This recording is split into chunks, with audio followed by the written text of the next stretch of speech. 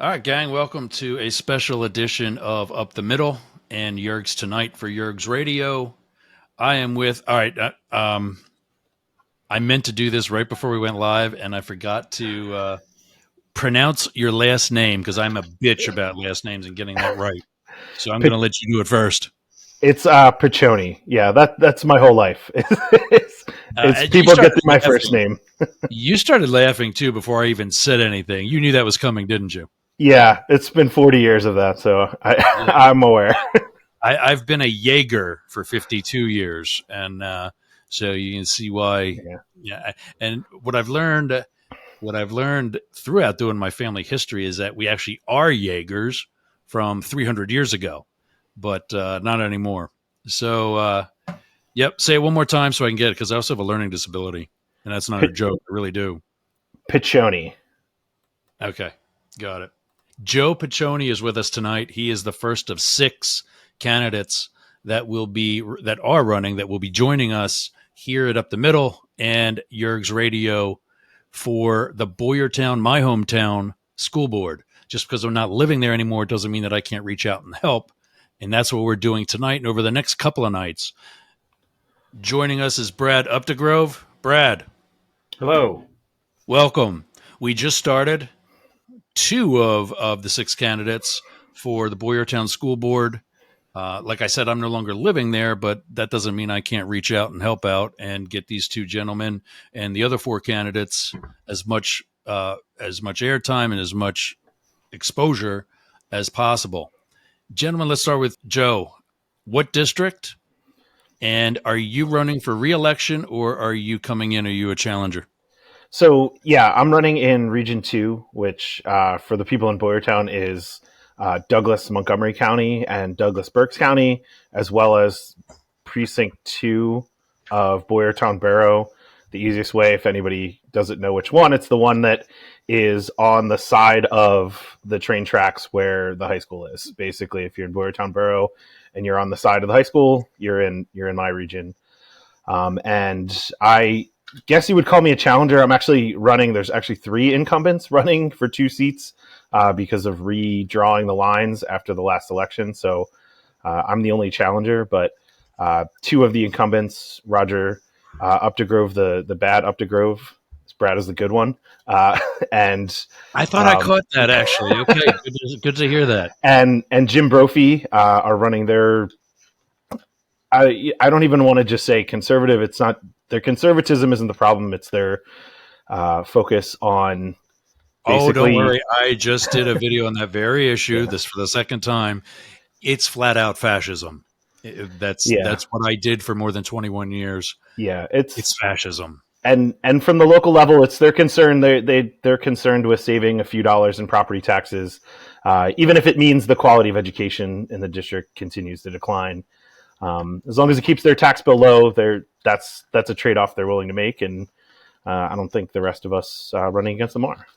We'll talk about that too. Actually, Brad, you're next. What regions are you representing? So I'm in Region 3, which is a bit easier to explain because that region is just in Montgomery County. So the other 2 regions. So that's the New Hanover Upper Frederick one. Is that right? Correct. Yes. Okay. So it's basically that simple. So in the redistricting, I guess Roger Updegrove was in Region 3, and so he is now rerunning in Region 2. And he's not the bad one. I am related to him. He's a nice guy. He's all right. So we'll just say then you're the better Updegrove. How are you related? How close? So my father and Roger are first cousins. So Roger's dad and my grandfather were brothers. If that. Okay, got it. You had Joe, you had said something a second ago that I wanted to come back to. How much research have either of you guys done into property values and how they correlate to the school district? Because I've got an actual very personal story of my own that I can use as an example that you can take with you after tonight. But I'll let you both start off. Joe, what's your take on property values and school quality, or vice versa? Boyertown is, I guess the good way to put it is a pretty affordable area in comparison to a lot of the areas around us. The further kind of southeast you go in Montgomery County, getting closer to Philadelphia, generally the more expensive houses are. So, a house that would cost, say, $400,000 in Boyertown might cost you $600,000 if you go a little further down 422, and if you get further than that, maybe you're talking about $850,000. So it's affordable that way. I mean, the property values of, like so much else in the country, have gone way up in Boyertown. But I use the example when I talk to people about my neighbor's house. They moved in 2019, sold the house for $287,000. It just sold this summer for $475,000. So, the property values have gone way up, and, property taxes are not based on the actual value of your property. They're based on a fixed assessed value that it's given. So I think sometimes people don't realize, like, you've seen, 60-70% gain in the value of your house, and your property taxes went up, 4%. And, it's just a different calculus. Not that I want anybody's property taxes to go up. When property taxes go up, it's way better to have that fixed value. But, I think people don't recognize that your taxes aren't going up with the value of your house. And Brad, anything to add? So, unfortunately, I don't. I certainly have not done any research about property taxes. That's okay, because you're about to get some. Okay, well, that's great. I was going to say, it sounds like you might have some, so I would love to hear it for sure. I do know the old adage, good schools equals a good property, right, and better property values. So, that's where I was getting. I'm always concerned with that. You run the school down, you're going to run your neighborhood down and your community down. And absolutely, I think a lot of people just don't really think about it like that. And I feel like it's really that simple. You look at, I'm not going to call any place out, but if you have a bad school district, you probably have a pretty, not so great neighborhood as well. Exactly. And that's the actual example that I'll give you right now. When I left the Secret Service, I was planning on getting into hospitality, and I looked here because St. Pete, Florida, close to where I live near Tampa, was one of the 2 hottest markets for new hotels. When the offer we placed on a property didn't work out, I needed a place to live because I was not staying in LA with a 35% pay cut, going from a 6-figure salary to a pension. So I looked for places like the house I'm in right now. When I found this house, and it was, livable, modest, but still nice, great location for somebody like me who has jet skis. I'm on the water.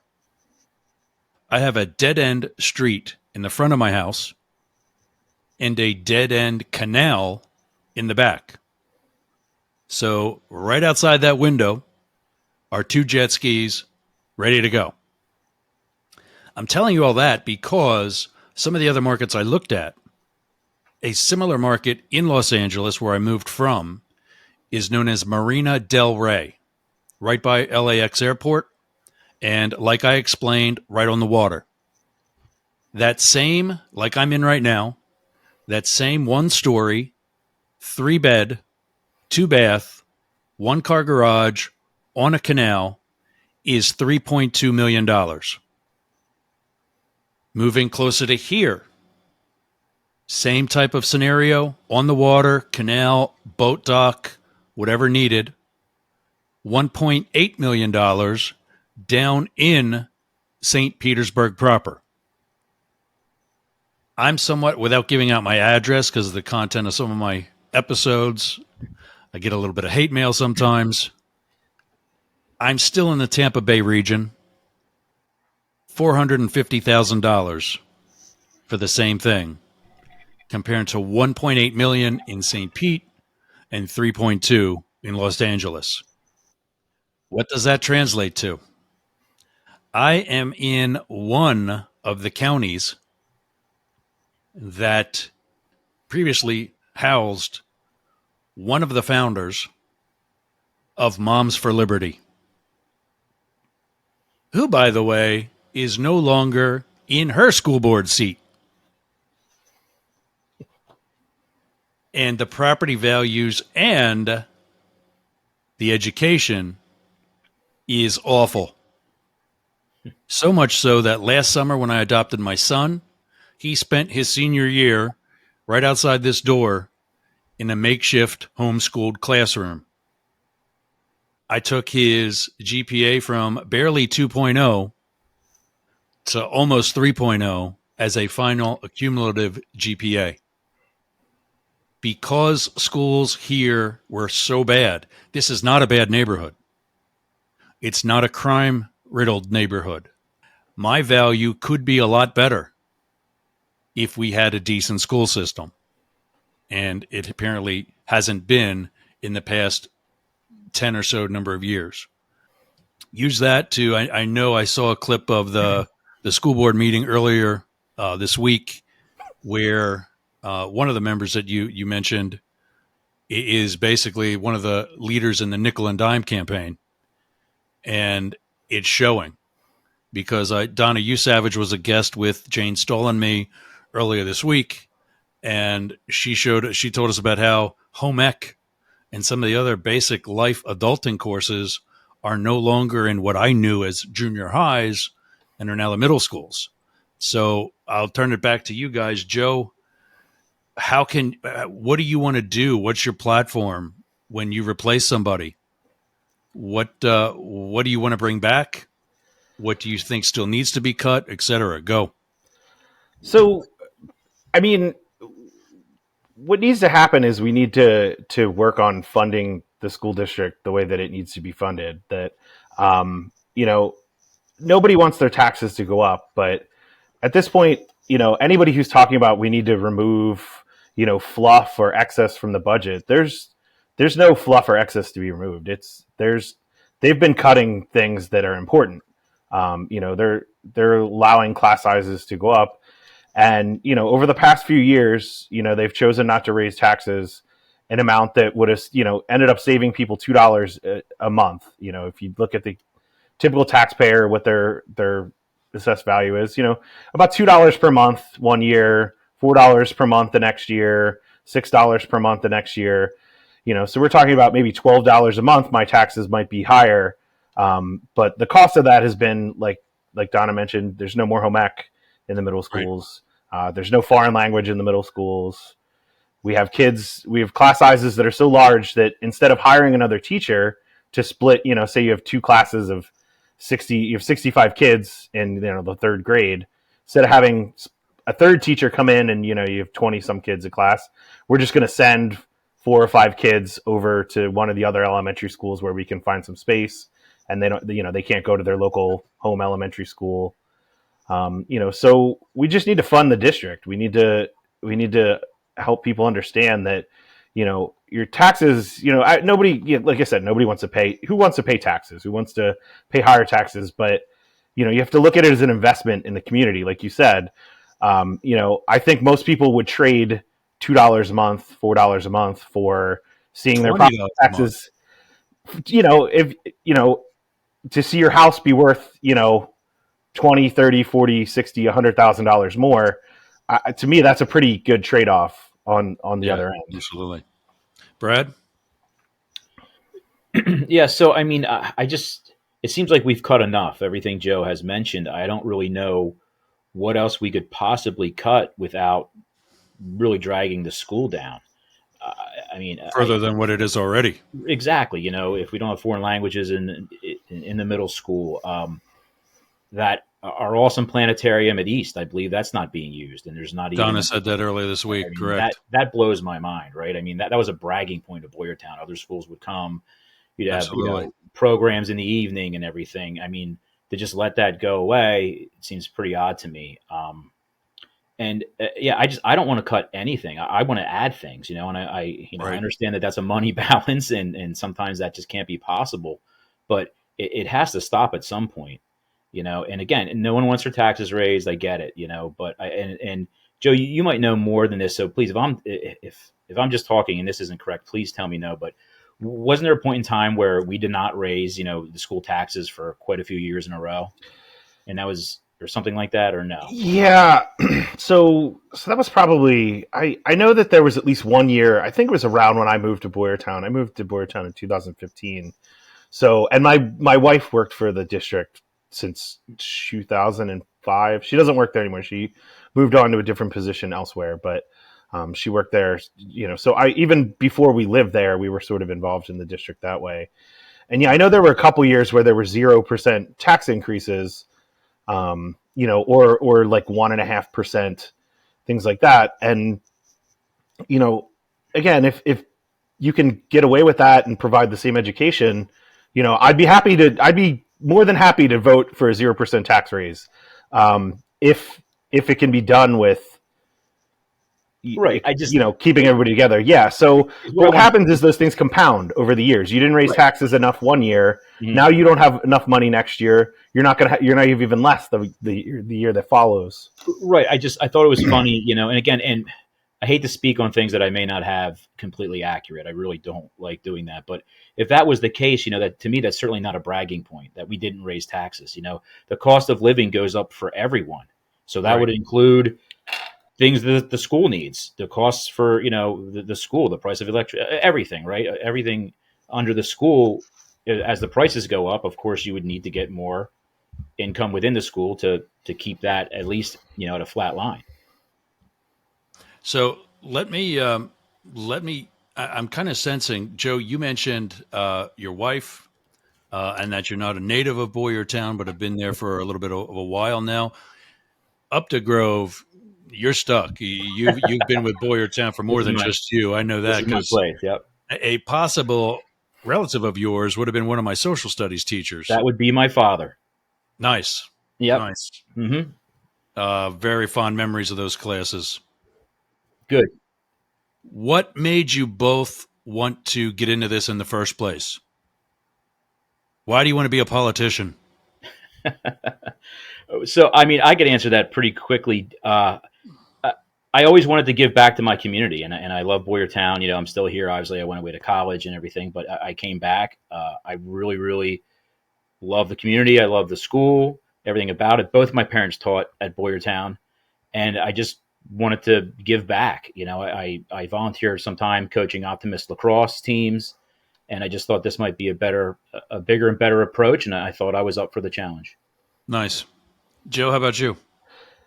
Yeah, I'm a big proponent. I'm a teacher myself. My wife, like I said, taught in Boyertown for 17 years. She's a school librarian in a different district now. So, I know what good education looks like, and I have 2 kids in the district, and I'm seeing, I've been seeing the decline. I've been seeing just little things here and there. And I know Donna had used this, I think, when she talked to you, the death of 1,000 paper cuts that, we're not cutting, they're not cutting with an axe. They're cutting very fine. But eventually, if you cut enough stuff enough times, it's still going to be too much. Right. And, I've just seen the school board not focus on education, and that's really what I want to bring back, is asking that question. Every decision should be about, how is this benefiting our children's education in the community? And if the answer to that is not, if you can't answer that, then it's probably not something that's worth doing. Right. I want to wrap up with one more, and that is a degree in history and political science, having studied terrorism and domestic terrorism ever since, 21 years in the Secret Service. I know what I'm talking about. Moms for Liberty may not be a terrorist organization, but they are extremists. What have you seen with their? I know that Pennsylvania has been their number 2 target after they did what they already did here in Florida.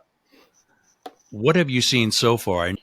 So that's a good. How far they're into Boyertown is a really good question.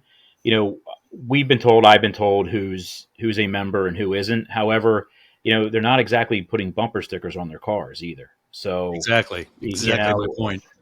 So to what degree are they completely on board with all the ideologies? Who knows, right? Maybe they don't even realize what they signed up for. I don't know. That very statement is actually in the video I just did earlier today, and my previous one focusing on Moms for Liberty, is that most of the members, it's a fascist organization. End of discussion. It's exactly how the Nazi Party started, with banning books. And not to mention their structure is the same way too. You do not argue in Moms for Liberty. What I saw down here and what they've been doing, yeah, there's overt meetings in Philadelphia and, MomCon or whatever they want to call it. But there's a clandestine lifestyle with it as well. Some of those meetings were not supposed to be leaked. I've been in law enforcement for 25 years. And for the good majority of those years, there's a thin blue line bumper sticker on my car. I wear more police shit when I'm not on duty than when I was on duty. I don't hide the fact that I'm in law enforcement, except maybe now the slightly longer hair. Point being, they say that they're not trying to ban books, that they're not trying to indoctrinate, that the woke left is who's doing all the indoctrinating. I'm just as much left as I am right. I promise you I've got more guns than all of them put together. And unlike them, I've actually read the Bible. Moms for Liberty is not for liberty. And to get back to your statement, Brad, I've said in both Moms for Liberty videos that I did that these people are fascist, and the ones you're going up against don't even know it. Donna told me a story about, I won't say who, and I don't even know who, but somebody that she came across with who she knew had a Moms for Liberty related sign in her yard. And when she confronted this person, the person replied back, "But the lady was so nice." Yes, that's how they get you. And that's, one of the other videos I've done is about fact checking and doing your homework. And this is the message. I know Boyertown's a very conservative area. One of the reasons why I had to get out and live a little bit, but I love coming home and will be in a couple of weeks. You can be a Republican or you can be a conservative and not be an asshole. Yeah, I think most people don't even realize I am a Republican. So, yeah, and I'll vouch for him not being an asshole. There we go. I'm already 2 for 2. And it's so. That's the sad point, is that your opponents probably aren't bad people either. I know plenty of Trump supporters who are afraid to admit that they've been lied to because it's embarrassing. And now the folks you're going up against are going to realize the same thing.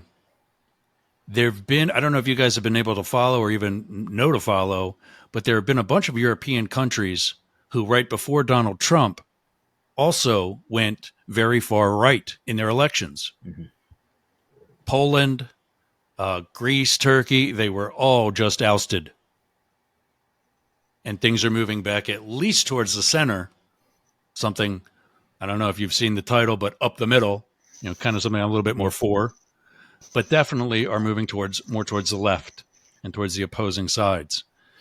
What have you guys seen? You've said about things that have been taken out. What have you seen that may have been taken out, not because of the financial, not really because of the financial reasons, but perhaps because of bias and discrimination or fear? So just this week, we had a school board meeting, and they had to vote on what's called the comprehensive plan, which is something you have to do for the state every 3 years. It basically lays out, the overarching things that the district is looking to do over the next 3 years to improve education, to improve scores, to improve teaching. And this plan is, as somebody who's been in education for almost 20 years, it's very boilerplate, really, to be honest. It's not there's not a whole lot there that is exceptional. And I don't mean that as any kind of knock against the people that created the plan. It's exactly what it's supposed to be. It's laying out the things that we're going to do to improve the school district's education over the next few years. And if you implement it and you fund it and you support it, it should have a positive impact on the kids in the education. And we had 8 members of the school board vote to remove what are called culturally relevant and sustaining education framework or standards. And they're not actually for students. They're a framework to help teachers and train teachers on things like unconscious bias and respecting cultural differences and things along those lines. And they voted to take those out, even though that's required by the state. And not only did they do that, they did it in a way where they're denigrating these ideas. And the easiest way that I put it to people, I've sat through these trainings a bunch of times. Some of them are annoying. Sometimes they're a little, granola or what have you. But really what it boils down to is sometimes you do things and you don't have negative intentions. You don't have bad intentions, but they can have negative outcomes. You can be meaning to do something correctly and nicely. You can have good intentions and the outcome could be negative or have consequences you didn't realize. So the whole idea is to look into yourself, look into what you're doing and think about, am I open to everyone as a teacher? Am I saying things or doing things in a way that is going to make some kids feel excluded or not listened to? And it is just such a typical part of education to me that the idea that anybody finds this offensive, that you would take it out of a plan that's required by the state is just, it blows my mind. And the solicitor, they asked somebody, Lisa Hogan, who I'm running with, really the only voice of reason on the board right now, most of the time, asked the solicitor, what are the possible consequences of this? Submitting this plan that is, incomplete or not following the state's guidelines. And the solicitor, gave a very lawyerly answer that, it could be nothing. They could just take it and just let it slide. They could send it back and say, hey, you got to add this before we'll accept it. Or if they stick with it long enough, they could say, okay, if you want to stick to that, maybe we're going to cut your funding from the state. And that a bunch of people who want to preach fiscal responsibility would take that risk just seems like, I guess you don't really believe in fiscal responsibility. You believe in, virtue signaling your Moms for Liberty style politics. And the hypocrisy that goes behind it. Next question, Brad. You're the local as far as longer term. The members that are there now, are they also local? Are they people that needed to maybe get out and see other school districts and live in other school districts? Or are they kind of, for lack of better terms, also already cultured? I believe most are local, Joe. Yeah. Like as far as the people that are currently running, I know Chris Nyman is like kind of a Boyertown lifer. Mm-hmm. And obviously Roger. Right. And as for the rest, I'm not sure. I know Jim Brophy has lived here a long time. I don't believe he's quote unquote from here, but he's probably lived in the Boyertown area almost as long as I've been alive. I think. I could be wrong about that, but I think he's lived here for a long time. So, I'm honestly not sure about the rest. I don't know exactly where. I think Wendy's not from there. I think she posted on one of her things she's from Pittsburgh. But again, she's probably lived in Boyertown, 20 years or plus. I know that's not enough for some people from Boyertown. No, Jane and I were talking about that very issue too. I haven't lived in Boyertown in more than 20 years, and I will always be from Boyertown. It doesn't matter how much I'm in the same type of area here in Florida, and it doesn't matter how long I'm here. I'll never be from here. I'm white. I'm looking like most everybody in the neighborhood. Doesn't matter. I'm an immigrant, and I'm not liked by some for that reason. Point of that all being, it just sounds like the school board has an ultimate goal of the money that has been there for quite a while from what I know already. And it's kind of the sort of the same thing of this is what we've always done. So let's do it again and expecting a different result or an improved result. What do you think? What, yes, no? Yeah, I mean, I'd have to say they're probably definitely not maybe, looking outside to other school districts for some more open opinions, if you will, about how things should go. They seem to have their knit group, and they're doing it how they always done it, as you said. What one more with like the Moms for Liberty and some of the other groups that I know are floating around more than just Boyertown, and that's the point. I've seen some videos of the same meetings from Central Bucks where they did have already a high influx of, and not just hidden, but overt supporters of Moms for Liberty or candidates supported by Moms for Liberty. And now they're on national news because their school board meetings are, I'll just say it, they're a shit sandwich. Has Boyertown become that bad or that popular yet? I don't think we're that popular yet. No, not yet. But I think that one of the big concerns that we have is that another couple years of these types of folks, and some of the folks that, if that are running on the other side, against Brad and Matt Hook, who he's running with, there will be, no matter what happens in the election, there'll be two newcomers from that region because there's no incumbents running. That if they have a majority of people that follow that Moms for Liberty playbook, that, we could be looking at it in a couple years, being the Central Bucks of Berks County, Montgomery County, of, worrying about things like book bans and bathroom policy and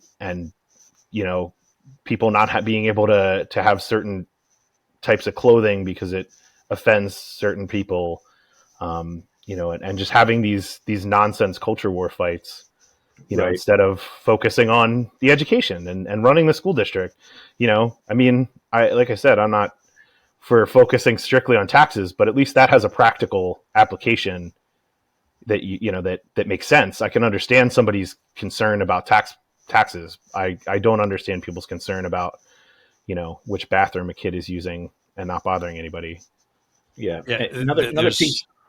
Go ahead, Brad. I was just going to say another piece too that we touch on sometimes, and maybe just bothers me more than others because my parents were teachers, my brother is a teacher, but some of these groups really seem to be driving that narrative that parents should not trust teachers, and and they're. I was just going to say, and I just find that really disturbing. I mean, you need parents and teachers to work together. They completely should be a team, and to keep trying to pry this distrust into it. The kids are going to lose. No one's going to win, but the students will lose for sure if it gets any worse. And there's no reason to distrust the teachers. They're too busy teaching. They're not trying to. They don't have some secret plan to indoctrinate anybody. I mean, believe me, their days are busy enough. And right. And I don't understand where this comes from because so any university in the country that supplies a teaching cert, they're all in cahoots together. So every university is telling every teacher that this is what we're going. It almost doesn't make any sense. And they're insistent upon it happening with really no evidence.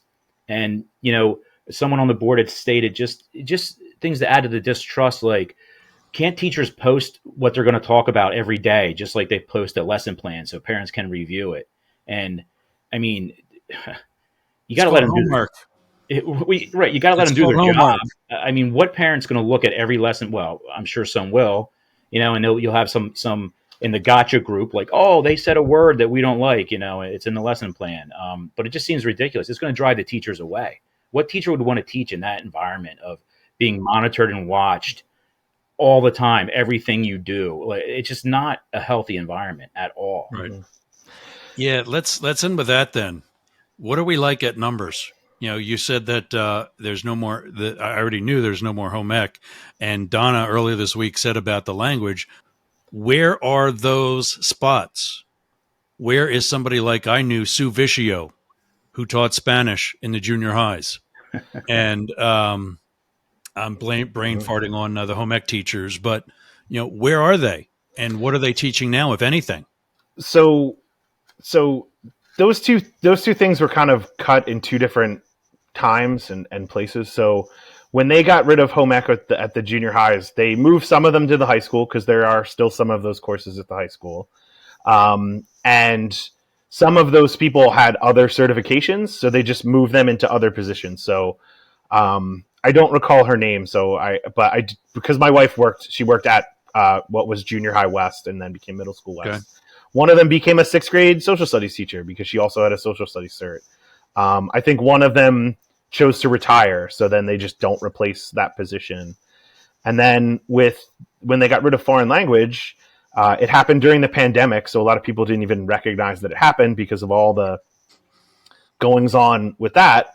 The colleges are the ones being the clandestine ones. Yeah, they furloughed some of the people that weren't tenured teachers, moved some of them to the high school, furloughed some people at the high school so that then there were positions for those tenured foreign language teachers that had been at middle school, and just, again, didn't replace them.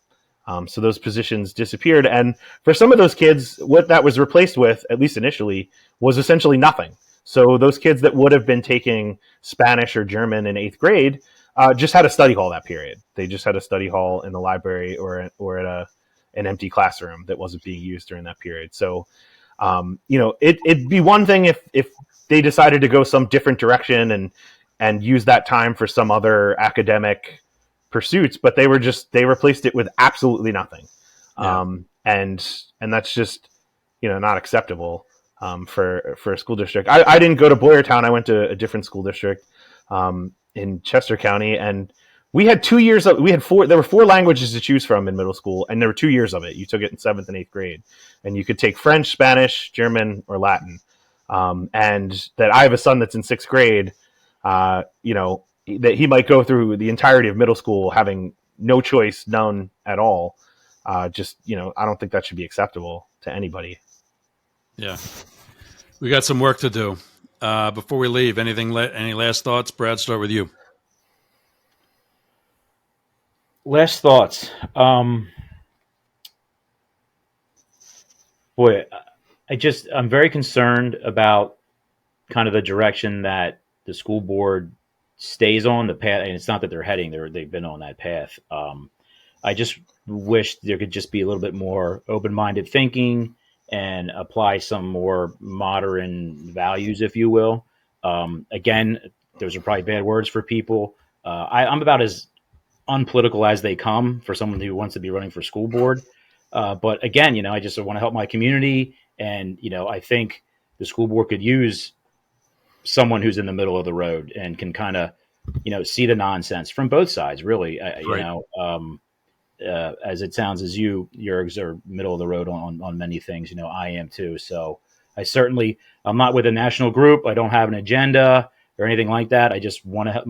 My agenda is to help Boyertown. So yes, I do have an agenda. That's, I guess, not a bad thing. Yes. Joe, how about you? Yeah, I mean, just to echo what Brad said, I know this is it's a political office. I'm running for election, but I don't have political aspirations. I'm not planning to make this a stepping stone to running for state senator or some other office. I see an issue with the schools that my children attend and the community that I've chosen to live in, and I want to do what I can and bring the expertise that I have to try to right the ship so that not only my children, that Brad's children and everybody's children get the high quality education that they deserve and that I know Boyertown can provide. There's a lot of pride in Boyertown for the wonderful things that we do have, and I really don't want to see the schools that we have be something that people aren't proud of. Excellent. Yeah. And that's key, for that. Donna mentioned the older crowd that is just worried about the property taxes because of the property values or in addition to the property values. Well, if the school ain't there, the value of the property ain't going to be there. And that is a money bottom line. Guys, thank you for joining. Best of luck in a couple of weeks. And anything else, you're welcome back anytime. Great. Thanks a lot for having me. Thanks. This was great. Definitely. Well, see you again. See ya.